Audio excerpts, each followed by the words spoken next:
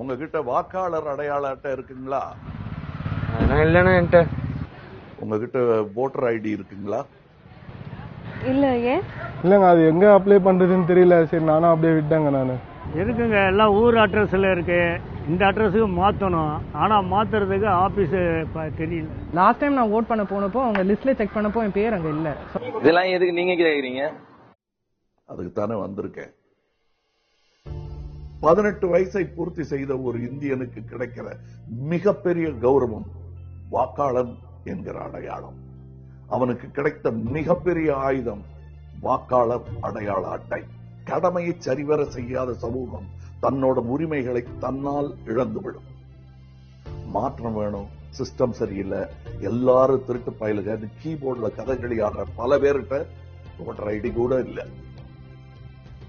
எந்த விஷயத்தை வேண்டாம்னு நாம நினைக்கிறோமோ, எந்த விஷயம் நமக்கு சம்பந்தம் இல்லைன்னு நினைக்கிறோமோ, அந்த விஷயத்தினாலதான் நமக்கு ஆபத்து வந்து சேரும். இது எல்லாத்துக்கும் இந்திய தேர்தல் ஆணையம் ஒரு பரிகாரம் அறிவிச்சிருக்கு. நவம்பர் 21, 22 தேதிகள் அல்லது டிசம்பர் 12, 13 தேதிகள் உங்கள் வீட்டுக்கு பக்கத்தில் இருக்கிற வாக்குச்சாவடியில் நடக்க இருக்கிற சிறப்பு முகாமுக்கு போங்க. ஓட்டர் ஐடி தொடர்பான உங்களோட அனைத்து பிரச்சனைகளுக்கும் அங்கே தீர்வு கிடைக்கும்.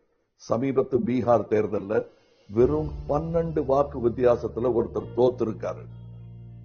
முக்கியமா இல்லத்தரசிகளின் வாக்குகள் வெற்றி தோல்வியே அங்க தீர்மானிச்சிருக்கு. நீங்க ஓட்டு போடுறது யாரோ ஒருத்தருக்காக இல்லைங்க, நீங்க ஓட்டு போடுறது உங்களுக்காகத்தான். உங்களுக்காக யாரு முடிவெடுக்கணுங்கிறத நீங்களே தீர்மானிக்கிறதுனாலதான் உங்க ஓட்டு உங்களுக்கே தான்.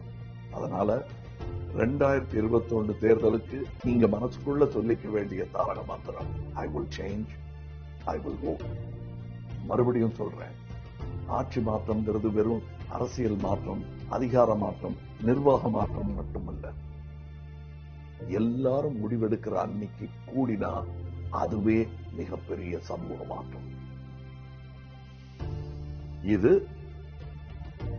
என்னோட ஓட்டர் ஐடி. உங்க ஓட்டர் ஐடி எங்க?